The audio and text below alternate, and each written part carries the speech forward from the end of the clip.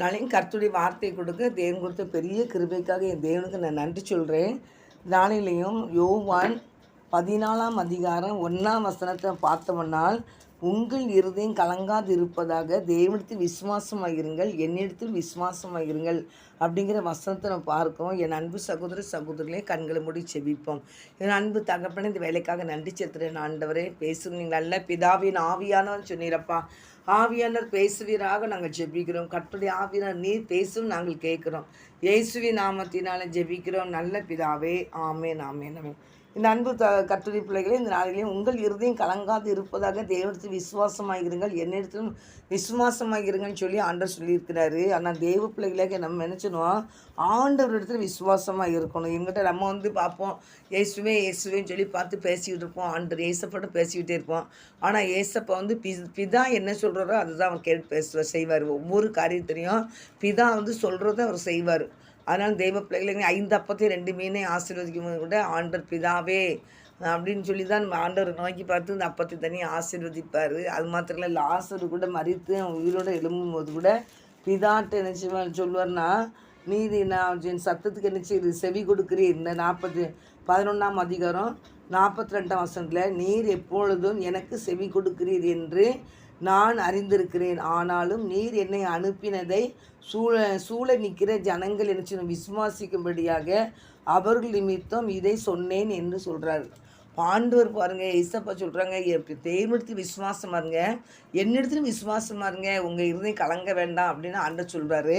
நீங்கள் இந்த நாட்களில் எந்த ஒரு சூழ்நிலையை நினைத்தும் நீங்கள் மனம் கலங்கி போய் இருந்தீங்களா, இருதயம் கலங்கி போய் இருக்கிறீங்களா? கலங்காதீங்க, தேவனிடத்தில் விசுவாசமாக இருங்க. ஆண்டவர் சீக்கிரம் வரப்போகிறாரு. அதனால தேவ பிள்ளைகளே, பல பாடுகளை கடந்து போகிறேன், எனக்கு இந்த பாடுகள்லாம் கடந்து போகிறதுக்கு எனக்கு ஒரு புது அனுபவமாக இருக்குது, எனக்கு கஷ்டமாக இருக்குது அப்படின்னா, தேவநாயக கர்த்தர் என்ன செய்கிற நம்ம கூட இருக்கிறபடினால் நீங்கள் என்ன செய்யுங்க, ஒவ்வொரு நாளும் ஆண்டவர் இடத்துல விசுவாசமாக இருங்க, தேவனிடத்தில் விசுவாசமாக இருங்க. 2வது ஏசப்படத்தில் விசுவாசமாக இருங்க. தேவன் என்ன சொல்கிறாரோ அதை ஏசப்பா அப்படியே செய்கிறாங்க. நம்ம ஏசப்பா என்ன சொல்கிறாங்களோ அதை நம்ம அப்படியே நம்ம செய்யணும். அப்படிங்கும்போது நம்ம பரலோக ராஜ்யத்துக்குள்ளே போகிறதுக்கு ஆண்டவர் வழிவாசலை திறந்து கொடுப்பார் கர்த்தருடைய பிள்ளைய. நம்ம இந்த உலகத்தில் இருக்கோம், நம்மளுக்கு எல்லாத்துக்குமே ஒரு நாள் நியாயத்தீர்ப்பு உண்டு. என்கிற இந்த உலகத்தில் நம்ம இருக்கும்போது இன்றைக்கி மனிதர்கள் எவ்வளவோ காரியங்களை சொல்கிறாங்க, பரட்டுறாங்க, உருட்டுறாங்க வார்த்தைகளை அப்படின்னு சொல்லிட்டு இருக்கிறாங்க. அங்கே செய்கிற நன்மை செய்கிறாங்க, ஆனால் தீமை செய்கிறவங்க தப்பிச்சுக்கிட்டாங்க, நன்மை செய்கிறவங்க அதில் என்ன செய்கிறாங்க, சிக்கிறாங்க. அது மாத்திரம் இல்லை, நன்மை செய்கிறவங்க தான் பல பாடுகளை அனுபவிக்கிறாங்க. ஆனால் தீமை செய்கிறவங்க என்ன செய்கிறாங்க, எல்லா மக்களுக்கும் நல்ல பிள்ளையாக பேர் வாங்கிட்டு இந்த உலகத்தில் அடிச்சுறாங்க, போய்கிட்டு இருக்கிறாங்க. இந்த உலகம் அப்படி தான். ஆனால் நியாயத்தீர்ப்பில் யாருமே தப்பிக்க முடியாது, எல்லாத்துக்குமே நியாயத்தீர்ப்பு உண்டு. அதனால நம்ம நியாயத்தீர்ப்பில் அங்கே நிற்கிறதுனாலே நம்ம நினச்சிடும், இந்த உலகத்தில் நம்ம எதை செய்யணும், எதை செய்யக்கூடாது, ஆண்டருக்கு எது பிடிக்கும், எது பிடிக்கக்கூடாதுன்னு சொல்லி ஆண்டவர் சொல்லுங்கிற காரியத்தையும் வேத வசனம் என்ன சொல்லுதுன்னு பார்த்து வசனத்துக்கு நம்ம நினச்சிடணும், கீழ்ப்படிஞ்சு போனோம்னா கண்டிப்பாக ஆண்டவர் நம்மளை ஆசீர்வதிப்பார். அதனால் நமக்கு ஒன்றும் தெரியாதுன்னு கிடையாது. வேதத்தை வாசிக்கும் போது ஆண்டவரே இப்படி வேதம் நம்ம உங்களுடைய வசனம் எனக்கு நினச்சிடணும், புரியணும் அப்படின்னு சொல்லி சங்கீதத்தில் கூட வர வசனம் இருக்கும். 103ஆம் சங்கீதத்தில் 1ஆம் வசனம் நினைக்கிறேன். அவர் வேதத்தை அறிவுபடி இருதய கண்களை நினச்சி திறந்துடலாம் அப்படின்னு சொல்லி வசனம் இருக்கும். தாவீது சொல்லுவார், ஏதான்னு ஏன்னா கர்த்தரின் ஸ்தோத்திரம் அவர் செய்துன்னு. அப்போ வேதத்தை என்ன அறியும் முடியும், நம்ம இருதய கண்களை என்ன செய்யணும், திறக்கப்படணும். அதில் ஒரு சங்கீதத்தில் நான் பார்த்தேன், நான் 103 நினச்சேன், 103 இல்லை. அதனால் கர்த்தருடைய பிள்ளைகளாக நீங்கள் நினச்சணும், வேதம் அவருடைய வசனம் நமக்கு என்ன செய்யணும், புரியணும்னா ஆண்டவர்கிட்ட கேட்கணும். ஆண்டவரே, என்னுடைய கண்கள் திறக்கப்படணும், ஆண்டவரே உடைய வசனத்தை அறிகிற அறிவினால் நான் நிரப்பப்படணும், ஆண்டவரே வசனத்தை வாசிக்கும் போது எனக்கு அதை சொல்லித்தாங்க ஏசப்பா அப்படின்னா பரிசுத்த ஆவியானவர் நமக்கு என்ன செய்வார், சொல்லி கொடுக்குற தேவனாக இருக்கிறார். நம்ம என்ன கேட்டாலும் அதை ஆண்டவர் செய்வார். என்கிட்ட அவருடைய பிள்ளைகள் நம்ம அவருக்கு பிரியமான காரியத்தை செய்யணும்னு நினைக்கும் போது அவருடைய பிள்ளைகள் மேலே அவர் விசேஷ அன்பு வைத்திருப்பார். எனக்கு பிரியமானவர்களேன்னு பார்ப்பார். என் பிரியமானவர்களே, உன் ஆத்மாவை வாழ்ப்பது எல்லாற்றும் வாழ்ந்து சுகமாக இருப்பான். நான் தேவனுடைய சத்தத்துக்கு நீங்கள் செவி கொடுக்கும்போது ஆண்டவர் சொல்கிறாரு, உண்மையாக பூமியில் சகல ஜாதியிலும் பார்த்து உன்னை மேன்மையாக வைப்பேன் இருக்கிறாரு. உன்னை கீர்த்தி புகழ்ச்சியமாக வைப்பேன் இருக்கிறாரு. உன்னை வாழாக்காமல் தலையாக்குவேன் இருக்கிறாரு.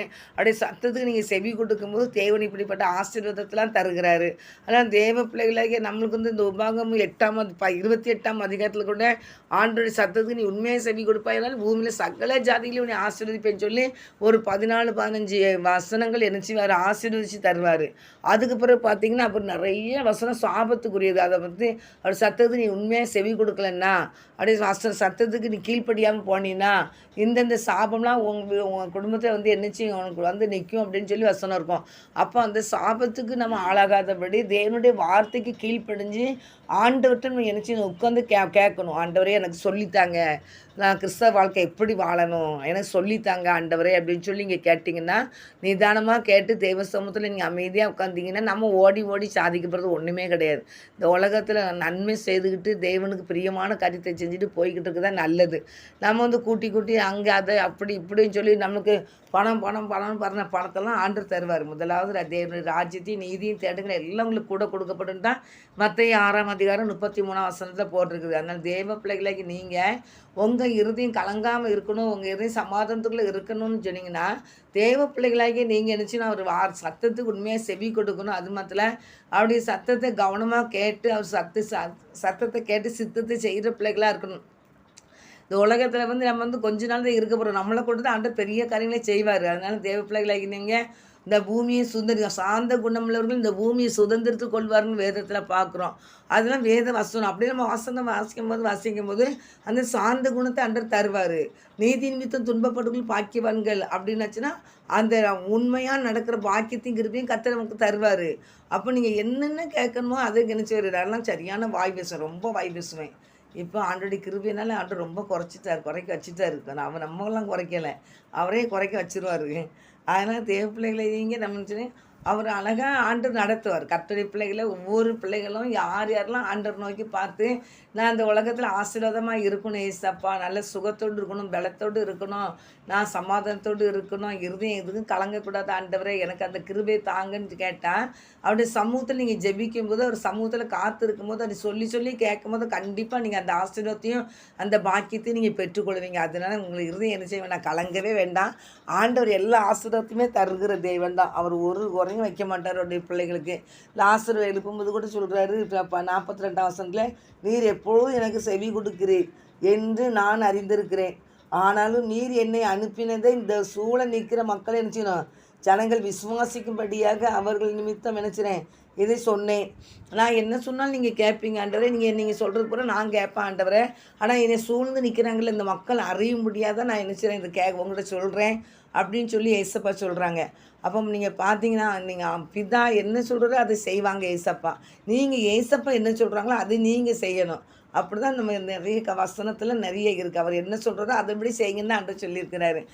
கர்த்தருடைய பிள்ளைகளாகி நீங்களே ஆண்டோடைய பிள்ளைங்கள்னு சொல்லி இருந்து உங்கள் மனம் விரும்பினபடி மாம்சம் விரும்பினபடி ஓடுனீங்கன்னா தான் வேதனைகள் இருதயம் வந்து கலங்கும். அதில் எதையும் குறித்து கலங்காதீங்க, எந்த ஒரு பிரச்சனைகளையும் குறித்து அது பாரமாக நீங்கள் எண்ணாதீங்க. சரி இது என்னை விட்டு கடந்து போகும், நான் இதை சிந்திக்கிறதுக்கு இல்லை வரல, ஏசப்பா எனக்கு என்ன சொன்னாரோ அதை சிந்திக்கிறேன், அதை நான் நினைக்கிறேன், ஆண்டவர் சொன்னதுக்கு கீழ்ப்படுகிறேன் அப்படின்னு நீங்கள் போனீங்கன்னா கண்டிப்பாக பெரிய பாக்கியத்தை நீங்கள் நினச்சிவீங்க, பெற்றுக்கொள்வீங்க. நான் தேவனுடைய பிள்ளைகளாகி நம்ம பரலோக ராஜ்யத்தில் ஏசப்பா மட்டும்தான் இருக்காங்க நீங்கள் நினைக்காதீங்க. ஏசப்பா இருக்காங்க, பிதா இருக்கிறாங்க, நிறைய தூதர்கள் இருக்காங்க, அவங்க பணிவிடை தூதர்கள் இருக்காங்க, சுகமாக்குறவங்க இருக்காங்க, நிறைய பேர் அங்கே இருக்காங்க மேலே அங்கே இருக்கிறாங்க. அதனால கர்த்தருடைய பிள்ளைகள் நம்ம மேலே எல்லோரும் நினச்சி பார்த்துக்கிட்டே தான் இருக்காங்க. நம்மளுக்கு என்ன தேவை, எப்படி நம்ம நடக்கிறோம், எப்படி பேசுகிறோம் அப்படிங்கிற எல்லாமே ஆண்டவர் அறிஞ்சிருக்கிறாரு. ஆனால் கர்த்தருடைய பிள்ளைகளாகி நீங்கள் ஆண்டவர் பயந்து நடங்க, எல்லோரும் நம்மளை பார்த்துக்கிட்டு இருக்கிறாங்க. ஏன்ட்டா நம்ம எதுக்கு நம்மளை பார்க்குறாங்கன்னா நம்ம எல்லாருமே பரலோக ராஜ்யத்துக்குரிய பிள்ளைங்க. அதனால் பரலோகத்துலேருந்து நினச்சிடுறாரு அவங்க பார்த்துக்கிட்டு இருக்கிறாங்க. அதனால் ஒரு ஆத்மா மணந்துரும்னா பரலோக ராஜ்யத்தில் பரலோகத்தில் மிக சந்தோஷமாக ஒரு ஆத்மா பூமியில் மணந்திரும்புறது பரலோகத்தில் சந்தோஷம் உண்டாயிருக்குதான். ஒரு ஆத்மா மணந்திரும்புறது கர்த்தருடைய தூதர்களுக்கு மத்தியில் சந்தோஷம் இருக்குதுன்னு சொல்லி நம்ம பார்க்குறோம், வசனத்தில் பார்க்குறோம். கெட்ட குமாரன் இளையகுமாரன் கதையாக இருக்கும். அந்த 10 வெள்ளி காசுலாம் இருக்குது. அதில் நிறைய காரியத்தில் போட்டிருக்குது. அந்த 10 வெள்ளி காசுக்கு அடுத்தாக்கில் அந்த 100 ஆடுகளுக்கு அந்த கதைக்கு அடுத்தாக்கில் போட்டிருக்கோம். ஒருத்தங்க மனம் திரும்பினா அதுக்கு மிகுந்த சந்தோஷத்தை ஆண்டவர் நினைச்சிறாரு. கொடுக்குறாரு. அதனால் கர்த்தருடைய பிள்ளைகளை நீங்கள் பரலோக ராஜ்யத்தில் தூதர்களுக்கு மத்தியில் கூட எழுதியிருக்கான் சந்தோஷம் இருக்குன்னு சொல்லி வேதத்தில் பார்க்குறோம். அப்படிப்பட்ட சந்தோஷம் எங்கே இருக்குது? நம்ம மீது தான் பரலோகமே சந்தோஷப்படுதான். அப்போ அந்த பாக்கியத்தை நம்ம என்ன செஞ்சுக்கிடணும்? பெற்றுக்கொள்ளணும். அப்படிப்பட்ட கிருபையை நீங்கள் என்ன செய்யுங்க? பெற்றுக்கொண்டு ஆசிரியங்கன்னு போட்டுக்கு பாருங்கள். லூக்கா 15ஆம் அதிகாரத்தில் 9ஆம் வசனத்தை பார்த்தீங்கன்னா 10ஆம் வசனத்தை பார்த்தீங்கன்னா, அதுபோல் மனம் திரும்புகிற ஒரே பாவி நிமித்தம் தேவனுடைய தூதர்களுக்கு முன்பாக சந்தோஷம் உண்டாயிருக்கிறது என்று உங்களுக்கு சொல்லுகிறேன். மனம் திரும்புகிற ஒரே பாவி நிமித்தம் தேவனுடைய தூதர்களுக்கு முன்பாக சந்தோஷம் உண்டாயிருக்கு அப்படின்னு சொல்லி ஆண்டவர் சொல்கிறாரு. கர்த்தருடைய பிள்ளைகளாகி நீங்கள் நினச்சிங்க, மனம் திரும்புகிற ஒவ்வொரு பிள்ளைமித்தும் பரலோகத்தில் நினைச்சிருக்கு சந்தோஷம் இருக்குது. தேவனுடைய தூதர்களுக்கு மத்தியில் சந்தோஷம் இருக்குது. அது மாத்திரம் இல்லை, அதில் 7ஆம் வசனத்தை நீங்கள் பார்த்தீங்கன்னா லூக்கா 15ஆம் அதிகாரம் 7ஆம் வசனத்தில், அதுபோல் மனம் திரும்ப அவசியம் இல்லாத 99 நீதிமான்களை குறித்து சந்தோஷம் இருக்கிறதை பார்க்கலாம். மனம் திரும்புகிற ஒரே பாவி நிமித்தம் பரலோகத்தில் மிகுந்த சந்தோஷம் இருக்கும் என்று உங்களுக்கு சொல்லுகிறேன்.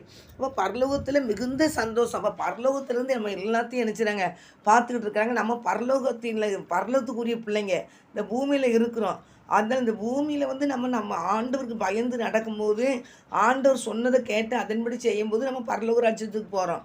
அங்கே பரலோக ராஜ்யத்தில் அவர் நம்ம பரலோக ராஜ்யத்துக்குரிய பிள்ளைங்கள். அதனால் பரலோக ராஜ்யத்துக்குரிய பிள்ளைகள் சொல்லி தான் நம்ம இந்த உலகத்தில் ஒவ்வொரு நாளும் நடக்கணுமே தவிர, இந்த பூமிக்குரியவங்களை பார்த்துக்கிட்டு அவங்களாம் நல்லா இருக்காங்க, அவங்களாம் சந்தோஷமாக இருக்கிறாங்க, எவ்வளோ சந்தோஷமாக இருக்கிறாங்க, எவ்வளோ ஆசீர்வாதமாக இருக்காங்க, எப்படிலாம் இருக்கிறாங்க, அவங்க வார காரை பாருங்கள், போகிற காரை பாருங்கன்னு அதுகளே பார்த்து அவங்க கொடுத்துருக்க துணிகளை பாருங்கள், அப்படியே பார்த்து பார்த்து பார்த்து பார்த்து பார்த்து எரிச்சு விட அக்கனிக்கு போயிடக்கூடாது. அதனால் இதில் இந்த உலகம் கொஞ்ச நாள் தான். இந்த உலகத்துக்குரிய காரியம்லாம் கொஞ்சம் காலம் தான். நம்ம ஆண்டவருக்குரிய காரியத்தை தான் நம்ம பார்க்கணும். தேவனுடைய பிள்ளைகளாக தேவ ராஜ்யத்துக்குரிய பிள்ளைகளாக இருந்து இந்த மக்கள்லாம் மனம் திரும்பின ராஜா, இந்த மக்கள் ரட்சிக்கப்படணுமே ஆண்டவரே, இந்த மக்கள் வியாதியில் இருக்காங்களே இவங்களுக்கு சுகம் உண்டாகணுமே ஆண்டவரே, கண்ணீரோடு இருக்கிறாங்களே இவங்களுக்கு சமாதானத்தை கொடுங்கப்பா, இவங்களாம் ரட்சிக்கப்படணும்னு சொல்லி என்றைக்கு ஒரு கட்டுடி பிள்ளைகள் இந்த பாரத்தோடு இறங்குறாங்களோ அன்றைக்கி பெரிய எழுப்புதல் வந்துடும். இன்றைக்கி கட்டுடி பிள்ளைகளுக்கு விரோதமாக எலும்பி இன்றைக்கி எடுத்ததுலாம் ஓட்டன்னு சொல்லிட்டு அடித்து நொறுக்கிட்டு அலைகிறான்னா பிசாசு. அந்த பிசாசுக்கு நம்ம இடம் கொடுத்துருக்கோம், ஜெபத்தை குறைச்சிட்டோம். ஜெபத்தை குறைச்சி இன்றைக்கி நினச்சிடோன்னா பிசாசுக்கு இடம் கொடுக்குறான். அதனால் அவனுக்கு சிலுவை பார்த்தோன்னே அவனுக்கு வயிறு எரியுது, பிடுங்கி தூர போடுறான். அப்போ கட்டுடி பிள்ளைகளாகி நீங்கள் தேவ திறப்பில் நின்றுக்கிட்டு ஜெபிக்கும்போது அந்த காரியத்துலேருந்து ஆண்டு பெரிய ஒரு காரியங்களை செய்கிற அந்த உலக காரியம் நம்மளுக்கு ஒன்றுமே கிடையாது. இந்த உலகத்தில் ஆண்டு நமக்கு என்னென்ன வேணுமோ அதை எல்லாத்தையும் தந்துடுவார். அதான் ஆண்டு சொன்னார், காட்டு புஷ்பத்தை நீங்கள் என்ன செய்யுங்க, கவனித்து பாருங்கள். அது என்னது, நூறுக்குதும் இல்லை, விதைக்கிறது இல்லை, தன்னாலே முளைக்குது, அழகழகாக பூ பூக்குது, என்ன அழகான பூவெலாம் அது கொடுத்துக்கிட்டு இருக்குது. ஆனால் நீங்கள் எதுக்கு போட்டுக்கிட்டு மனம் கலங்கிக்கிட்டு கஷ்டப்பட்டுக்கிட்டு இருக்கிறீங்க அப்படின்னு தான் ஆண்டவர் சொல்கிறாரு. அதான் தேவ பிள்ளைகளாகி நீங்கள் எக்காரந்த கொண்டு நினச்சிங்க, உங்களுக்கு பேர் கொடுத்துருக்குதா என்ன போட்டுக்குன்னு பாருங்கள். 27 அதாவது 6 மத்தேயு 6ஆம் அதிகாரத்தில் 26ஆம் வசனம் பார்த்தீங்கன்னா, ஆகாயத்து பட்சிகளை கவனித்து பாருங்கள், அவைகள் விதைக்கிறதும் இல்லை, அறுக்கிறதும் இல்லை, களஞ்சியங்களை சேர்த்து வைக்கிறதும் இல்லை, அவைகளையும் உங்கள் பரமபிதா பிழைப்பூட்டுகிறார். அவைகளை பார்க்கலும் நீங்கள் விசேஷவர்கள் அல்லவா? கவலைப்படுகிறதுனால உங்களில் எவன் தன் சரீர அளவோடு ஒரு முளத்தை கூட்டுவான் அப்படின்னு ஆண்டவர் சொல்கிறார். உடைக்காகவும் நீங்கள் கவலைப்படுகிறது என்ன? காட்டு புஷ்பங்கள் எப்படி வளர்கிறது என்று கவனித்து பாருங்கள், அவைகள் உழைக்கிறதும் இல்லை, நூற்கிறதும் இல்லை என்றாலும் சாலமோன் முதலாய் தன் சர்வ மகிமையும் அவைகளில் ஒன்றையும் போலாக்கியிலும் விடுத்திருக்கிறது இல்லை என்று உங்களுக்கு சொல்கிறேன். அற்ப விசுவாசிகளை இன்றைக்கு இருந்து நாளைக்கு அடுப்பில் போடப்பட்டும் காட்டு புல்லுக்கு தேவன் இவ்விதமாய் உடுத்துவித்தால் உங்களை உடுத்துவிப்பது அதிக நிச்சயம் அல்லவான. ஆகையால் எண்ணத்தை உண்போம், எண்ணத்தை குடிப்போம் என்று நீங்கள் நினச்சிங்க, உடுப்போம் என்று கவலைப்படாதீர்கள். இவைகளெல்லாம் அஞ்ஞானிகள் நாடி தேடுகிறார்கள், இவைகள் எல்லாம் உங்களுக்கு வேண்டியவைகள் என்று உங்கள் பரமபிதா அறிந்திருக்கிறார். அதனால் முதலாவது தேவனுடைய ராஜ்யத்தை நீதியும் தேடுங்க, எல்லாம் உங்களுக்கு கூட கொடுக்கப்படும் அப்படின்னு ஆண்டவர் சொல்லியிருக்கிறாரு. இல்லை தேவ பிள்ளைகளையே நம்ம அப்படியே சும்மா போட்டு கற்பனையில் கடந்துக்கிட்டு கண்ணீர் வடிச்சுக்கிட்டு இருக்கிறது போதும்னு சொல்லியிருக்காது. அப்படியே தேவனாய் கத்தரை நினச்சி எல்லாரும் நல்லா தானே இருக்காங்க, நான் தானே ஆண்டவர் இவ்வளோ கஷ்டப்படுறேன்னு சொல்லாதீங்க. கர்த்தருடைய பிள்ளைகளை யாராக இருந்தாலும் சரி தான், ஏசப்பா நீங்கள் சொந்த ரட்சகராக ஏற்றுக்கொண்டிருந்தீங்கன்னா நீங்கள் ராஜா வீட்டு பிள்ளைங்க தான். பரலோக ராஜ்யத்தில் நம்மளுக்கு மிகுந்த பலன் அங்கே இருக்குது. அதனால் தேவ பிள்ளைங்க யாராக இருந்தாலும் இந்த உலகத்தில் இந்த உலகம் கொஞ்ச காலம்தான். இது 100 வயசு அப்படின்னா 100 வயசு கொஞ்ச காலம்தான். 90 வயசு அப்படின்னா அது கொஞ்ச காலம்தான். நம்ம தேவனை துதிக்கவும், தேவன் என்கிட்ட இந்த உலகத்தின் அந்த பிசாசு எனச்சா தள்ளப்பட்ட பிசாசு நினைச்சுறான், இந்த உலகத்தை கிடக்கிறதுனால மக்களை நினைச்சுறான் அவன் வஞ்சிக்கிறான். இந்த உலகம்லாம் வெறுமையாக கிடந்துச்சு. அதனால் இப்போ ஆவியானவர் உலாவி கொண்டு வந்திருந்தார். ஜலத்தின் மேலே அசைவாடி கொண்டு இருந்தார். அதனால் ஆண்டவர் எல்லாத்தையும் உண்டாக்கிட்டு இருந்தார். இந்த பிசாசு தள்ளப்பட்ட பிசாசு என்ன செஞ்சுக்கிட்டு இருந்தான்னா, ஜனங்களை வஞ்சிக்க ஆரம்பிச்சுக்கிட்டு இருந்தான். ஆனால் ஜனங்களை வஞ்சித்து பலவித பாவத்தில் தள்ளிக்கிட்டு இருந்தான். அதனால் இயேசு கிறிஸ்து இந்த உலகத்துக்கு வர வேண்டியது இருந்துச்சு. அப்படியே ரத்தம் என்ன செஞ்சு இந்த பூமியில் சிந்த வேண்டியது இருந்துச்சு. ரத்தத்தால் கழுவப்பட்டோம். அதனால் ஏசப்பா என்ன சொல்கிறாங்களோ அவர் தான் நம்மளை அந்த பரலோக ராஜ்யத்துக்கு கூட்டிகிட்டு போகிறவர். இந்த உலகத்துலேருந்து அவன் சின்ன பணமாக ஆக்கிட்டு இருக்கிறனால தான் ஏசப்பா அந்த உலகத்துக்கு வந்தாங்க. வந்து நம்மளை மீட்டெடுக்க வந்தார். மீட்டெடுக்க வந்து அவர் ரத்தத்தினால என்னைக்கு ஏசப்பா சிலுவையில் சிந்தின ரத்தத்தினால் ஒரு மனிதனோ ஒரு மனுஷியோ ஆனால் ரத்தத்தால் என்னை கழுவுங்க, என்னை பரிசுத்தப்படுத்துங்க, என்னையும் உங்கள் பிள்ளையா நீங்கள் மாற்றுங்க அப்படின்னு என்னைக்கு விசுவாசத்தோடு கேட்கீங்களோ ஆண்டவரோட பிள்ளையா அன்றைக்கி மாற்றிடுவார். அதனால் அந்த நாளையிலேருந்து நமக்கு என்னச்சுன்னா பள்ளிக்கூடத்தில் கால் வைக்கிற மாதிரி தான். 1ஆம் கிளாஸ் 2ஆம் கிளாஸ் படிக்கிற மாதிரி தான். அது வரைக்கும் ஃப்ரீயாக தான் சுற்றிக்கிட்டு இருப்பாங்க. ஆனால் அன்னைக்கிலேருந்து தேவ பிள்ளைகளாக்கி நம்ம பரலோக ராஜ்யத்துக்கு போகிற பாதையை குறித்து என்ன நினச்சிடணும், படிக்கணும். படிப்புனா என்னென்னு கேட்டால் ஜபம் தான். ஜபமும் வேத வாசிப்பும் தான். அப்படி போகும்போது தேவனுடைய பிள்ளைகளாகி நமக்கு ஆண்டவர் நிறைய காரியங்களை சொல்லிக் கொடுப்பார். இப்படி இப்படி இருக்கணும், இப்படி இப்படி இருக்கணும்னு சொல்லி ஆண்டவர் நம்மளுக்கு ஆலோசனை கொடுக்குறது பரிசுத்த ஆவியானவர். நம்மளுக்கு நிறைய பரிசுத்த ஆவியை நம்மளுக்கு கற்றுக் கொடுத்துக்கிட்டே வருவார். அப்போ நம்ம அவர் சொல்லுக்கு கீழ்ப்படிஞ்சு நம்ம போய்கிட்டே இருக்கும்போது ஆலோசனைகளை கேட்டு நடக்கும்போது பரிசுத்த ஆவியினர் நம்மளை நடத்துகிறாரு. பரிசுத்த ஆவியினர் பலப்படுத்துகிறார். பரிசுத்த ஆவியினர் நினச்சிட்டாரு நம்மளுக்கு ஆலோசனை கொடுத்துக்கிட்டு இருக்கிறாரு. ஏசப்பா வார்த்தை நம்மகிட்ட கொடுத்துக்கிட்டே இருக்காரு. பயப்படாத, தைரியமாரு, பலன்கொள், திடன்கொள் அப்படின்னு காராரு. அவன் பிதா இதெல்லாம் பார்த்துக்கிட்டு இருக்கிறாரு. பார்த்து நம்மளை சரியான பாதையில் ஆண்டு நடத்திக்கிட்டு இருக்கிறாரு. ஆனால் பிசாசு சில காரியத்தை நினச்சிட்டு அந்த உலகத்தை காமிச்சிட்டு சில பாவங்கள்லேயும் சில சாபத்துக்குள்ளேயும் கொண்டு போகிறது பிசாசு. அதுக்கு அடிமையாகிறத விட பரலோக ராஜ்யத்தின் தேவனை குறித்து மாத்திரம் நீங்கள் பாருங்கள். அவர் என்ன சொல்கிறாரோ அதன்படி கேளுங்க. இது நாள் வரைக்கும் கடந்து வந்த பாதை முடிஞ்சுது. ஆனால் இனிமேல் போகிற பாதையில் என்னச்சிங்க, ஆண்டவரை என்னையை பரிசுத்தப்படுத்துங்க. ஒவ்வொரு நாளும் நான் என்ன செய்யணும், உங்கள் பாதையில் நடக்கணும். அறிந்தோ அறியாமல் பாவம் செய்துட்டேன், அறிந்தோ அறியாமல் நான் ஏதோ செய்துட்டேன், அறிந்து அறியாமல் தகப்பனே பிரியமில்லாத காரியத்தை செய்துப்பேன், இத்தனை வயசு என்கிட்ட வீணாக போயிட்டேன்.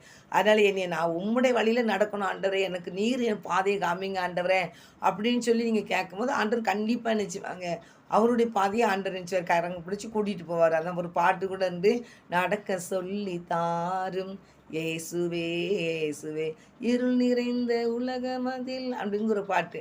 அப்போ அந்த இருள் நிறைந்த இந்த உலகத்தில் நம்மளை ஆண்டவர் நடக்க வச்சு கூட்டிகிட்டு போகணும். இந்த உலக காரிருளுக்குள்ள தான் ஜனங்கள் கிடக்காங்க. அந்த மக்களை மீட்டெடுக்கிறதுக்கு தான் நம்மளும் ஆண்டவர் நினச்சாரு தெரிந்தெடுத்து ரத்தத்தால் கழுவி பரிசுத்தப்படுத்தி ரட்சித்து ஆண்டவர் அதுலேருந்து எல்கேஜி யூகேஜி ப்ரீகேஜி எல்கேஜி யூகேஜின்னு கூட்டி ஃபஸ்ட் ஸ்டாண்டர்டு இப்படி கூட்டிகிட்டு போவார் பாருங்க. போய்கிட்டே இருப்பார். நம்மளோட ஜெபமணி கர்த்தருடைய பிள்ளைகள் அல்லேலூயா சொல்லிட்டு போய்கிட்டே இருக்க வேண்டியதான். ஆண்டவர் நம்மளை ஆசீர்வதிப்பார். அதனால் நீங்கள் எதையும் குறித்து கலங்காதீங்க, நாளை தினத்தை குறித்து கலங்காதீங்க. உங்கள் இருதயம் எதுக்குமே கலங்கக்கூடாது. கர்த்தருடைய பிள்ளைகளாகி நீங்கள் சமாதானத்துக்குரிய பிள்ளைங்கள். ஆண்டவர் சொன்னார்ல, என்னுடைய சமாதானத்தை வைத்து போயிருக்கேன்னு சொன்னார்ல. அப்போ அவருடைய சமாதானம், அவருடைய பிள்ளை தான் நம்ம. அப்போ அவருடைய சமாதானமே நம்ம தானே. அப்போ இந்த சமாதானம் நம்ம வந்து எப்பவும் நிறைஞ்சாக்கிலே இருக்கணும். சமாதானத்தை குறைய விடவே கூடாது. ஆமாம், அந்த தேவ பிள்ளைகளை எந்த காரணத்தோடு சமாதானத்தை குறைய விடக்கூடாது.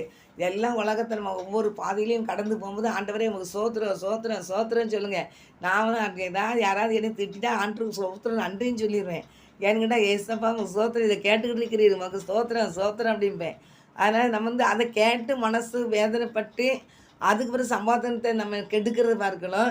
ஏசப்பா இந்த வார்த்தைக்காக உமக்கு நன்றி ஆண்டவர், இந்த வார்த்தையின் மீது நீ ஆசீர்வதிக்க போகிறீரேன், உமக்கு நன்றி அப்படின்னு சொல்லிட்டு போய்கிட்டே இருப்பேன். அதனால் ஏசப்பாவுக்கு ரொம்ப நன்றி சொல்லுங்கள்.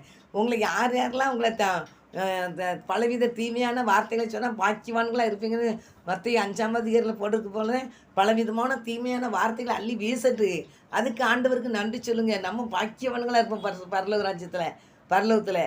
அதனால் நீங்கள் எதையும் குறித்து கலங்காதீங்க. கர்த்தர் உங்களை ஆசீர்வதிப்பார். அதனால் தேவ பிள்ளைகளை நீங்கள் ஏசப்பா பிள்ளைங்களாக இருக்கிறதுனால பிசாசு ஏதாவது ஒரு காரியத்தில் கள்ள தூக்கி வீச தான் செய்வான். அதனால் அதெல்லாம் கள்ள தூக்கி வீசிட்டாங்களேன்னு சொல்லி அதுக்கு புலம்பாத விட ஏசப்பா நமக்கு நன்றி சொல்லிட்டு போய்கிட்டே இருங்க. கர்த்தர் உங்களை ஆசீர்வதிப்பார். உங்களை இருதயம் கலங்காது இருப்பதாக தேவனிடத்து விசுவாசமாக இருங்க. ஏசப்பாட்டே விசுவாசமாக இருங்க. தேவன் என்ன சொல்கிறாரோ அந்த காரியத்தை நினச்சிடுறாங்க, ஏசப்பா செய்கிறாங்க.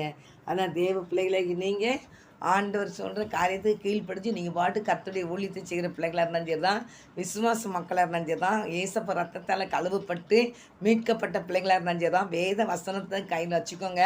பைபிளை தூக்காமல் எங்கேயும் போகாதீங்க. எந்த ஒரு ஊருக்கு போனாலும் கூட பைபிள் இல்லாமல் போகாதீங்க. எந்த இடத்துக்குள்ளே போனாலும் ஜெபிக்கிற நேரம் இருக்குது, ஜெபிக்கிறக்கு இடம் நல்ல வசதியாக இருக்குன்னா நீங்கள் பாட்டுக்கு அமைதியாக ஒரு சேரில் உட்காந்துட்டு பாட்டுக்கு குனிஞ்சு ஸ்தோத்திரம் சொல்லி ஜெபிக்க ஆரம்பிச்சிருங்க.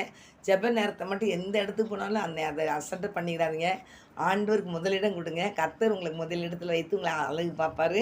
கர்த்தர் உங்களை ஆசீர்வதிப்பார். கண்களை செபிப்போம். பரிசுத்த பிதாவின் இந்த வேலைக்காக நன்றிப்பா. இந்த நாளிலும் இப்படி வார்த்தையை கொடுக்க தேவன் கொடுத்த பெரிய கிருபைக்காக நன்றி செலுத்துகிறேன் ஏசப்பா. ஆண்டவரே உமக்கு நன்றி ஏசப்பா, நன்றி ஏசப்பா. ஒவ்வொரு பிள்ளைகளுடைய இருதயம் கலங்காதபடி காத்துக்கொள்ளுங்கப்பா. ஒவ்வொரு பிள்ளைகளுக்கும் சமாதானம் சந்தோஷம் நிறைஞ்சிருக்கணும் ஏசப்பா. அவங்கள ஆசீர்வதிங்க ஏசப்பா. யாராக இருந்தாலும் சமாதானம் குறைஞ்சிருக்குன்னா அவங்கள ஆசீர்வதிச்சிருங்க ஏசப்பா. ஆசீர்வதிங்கப்பா. ஆண்டவரே உங்கள் அப்பா பிள்ளைகளுக்கு உங்கள் சமாதானத்தை கொடுத்து உங்கள் பிள்ளைங்களை நீங்கள் ஆசீர்வதித்து உங்கள் நாமத்தை பயன்படுத்துங்க. ஆண்டவருடைய பலத்த கருத்தில் ஒப்பு கொடுக்குறேன் ஏசப்பா. எங்ககிட்ட என்ன குறை குற்றம் இருந்தாலும் மன்னிச்சிருங்க. கர்த்தருடைய ஆவியானவர் எல்லா குடும்பத்தையும் ஆசீர்வதிங்க. எல்லா குடும்பமும் கர்த்தருடைய வார்த்தைக்கு கீழ்ப்பிடிச்சு நடக்க உதவிச்சிங்க. குடும்பமாக ரட்சிக்கப்படணும். ஆண்டவரே கர்த்தாவே உங்கள் ஸ்தோத்திரம். உமக்கு விரோதமாக எழும்புகிற மக்களும் மனம் திரும்பி ரட்சிக்கப்பட்டு தேவனே இப்படி பாதத்துக்கு வரட்டும். கர்த்தர் செய்ய போகிற கிருபைக்காக நன்றி தாழ்த்துகிறேன், வெறுமையாக்குறேன். தேவனாம் மாத்திரம் பயன்பட்டு இயேசுவின் நாமத்தினால ஜெபிக்கிறேன் நல்ல தகப்பனே. ஆமேன் ஆமேன். கர்த்தர் உங்களை ஆசீர்வதிப்பாராக. ஆமேன். அல்லேலூயா.